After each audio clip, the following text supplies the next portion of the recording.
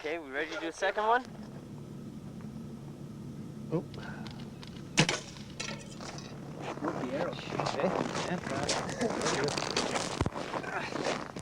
Shattered the arrow. That's an aluminum shaft arrow. Right on. That's exactly what I was That's what we were going expecting to happen. Look at that, eh? Yeah. Just shattered it. No problem at all. Took it right off, eh? No damage. Nothing at all. None at all there. Other than the rubber, nothing at all. Okay.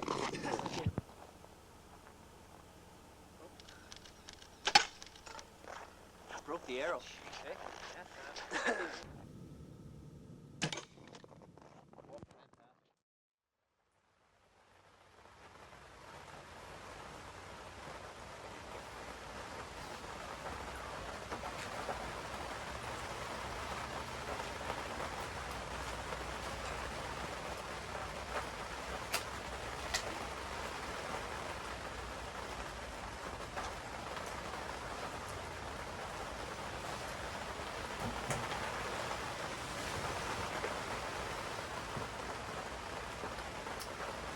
I got a message recently from someone saying that he wanted to attempt to recreate the Ursus series of protective suits in some spiritual successor capacity. I didn't ask for yet. We're not that far in the dialogue.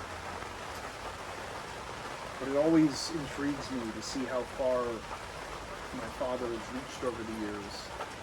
Starting in 1988, now it's 2024, and somehow that suit, specifically the 5 and the 6 that you always see, still somehow relevant and still interests people.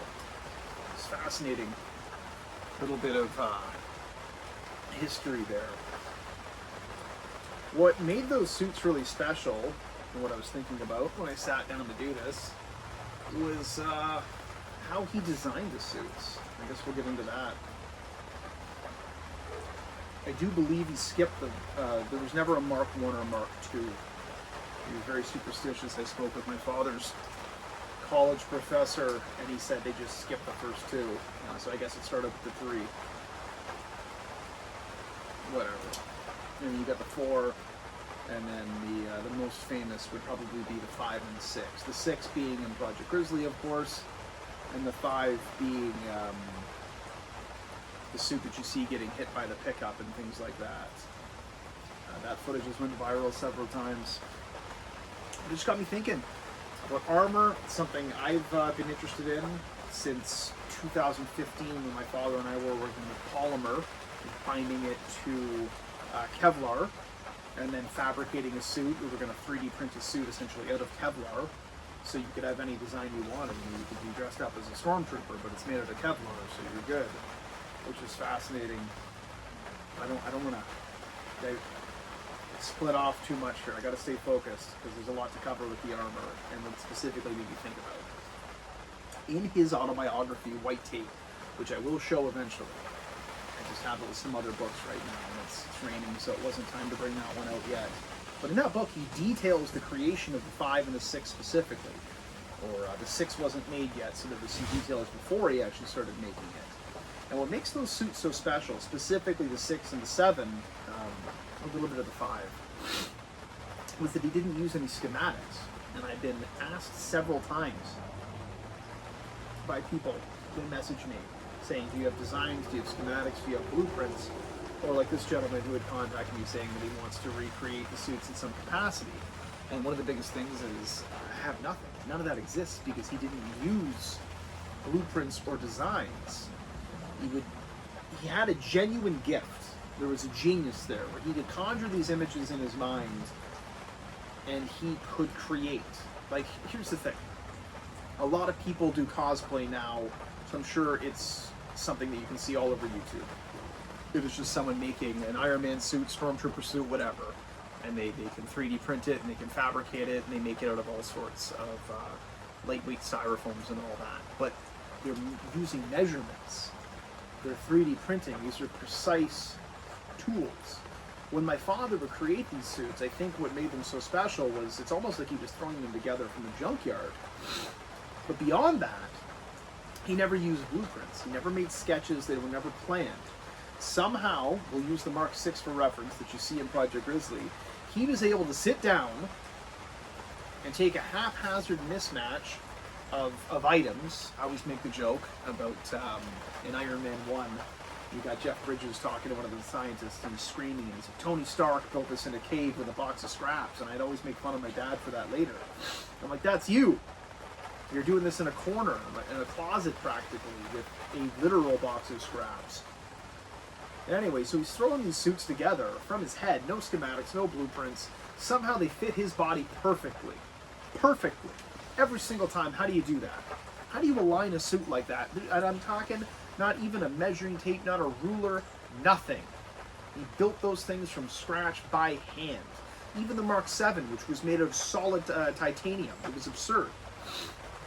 I can remember him being in the basement, literally like the Iron Man scene, and he's got a blowtorch in one hand, and he has a wrench in another, or a pair of pliers, and he's trying to bend this metal while he's heating it up. It was archaic, watching him go at this thing, just pounding steel out in a basement. Oh my God, it's absolutely absurd. And when it's all said and done, somehow it stands perfectly level, it's completely symmetrical, and it fits his body like a glove. It is incredible. I had to talk about that because I really think that that's something that a lot of people don't know about. Is that when he'd make these suits, there was no plans, and basically they would be one of a kind, because he was approached over the years as well from people saying, hey, like, we want a suit, especially with the Trojan. When he started getting into the military armor, like 2005, around that time, you had Halo 2 coming out. You had, I think it's called Dragon Skin. It's either Dragon Skin or Dragon Scale. It's the body armor. You can still see that on YouTube. It was on an episode of Future Weapons. It was awesome stuff. It was really exciting. I'm getting excited thinking about it. It was really cool when he was putting his mind to that. But anyway, people would contact him. They'd be like, can you make me one? And not only was the cost through the roof, he didn't have any designs or blueprints. So to recreate, for example, like a Trojan Series 1, you wouldn't want to recreate that. But to do it, it was almost impossible. And I just find that so fascinating. Like, there's not a lot on the suits that are surviving that you could essentially replicate, because it was all in his head. I just never could figure out how he did that. Very rarely did he use any type of pre-planned out stage. Later on, when I started working with him, I convinced him, like, hey, let's stay focused. I was trying to get him to use 3D printers.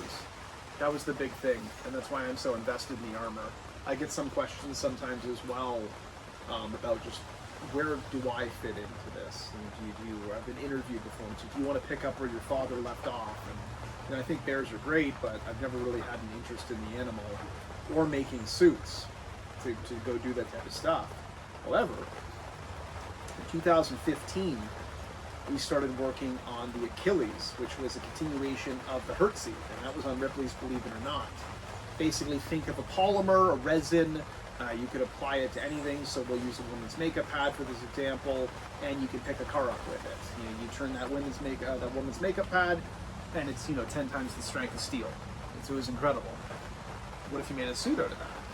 And that's exactly what we started doing. What he'd learned with the Trojan, the good and the bad, the mistakes, there was lessons in that, he applied to the next series that we were working on. And I got the idea of what if we could cast the suit from Kevlar, because years before he'd always gotten caught up with making his own armor, making his own blunt force trauma protection, making the suit. It was too much. Good luck trying to push that to anyone, especially a big company. It's not going to happen. So,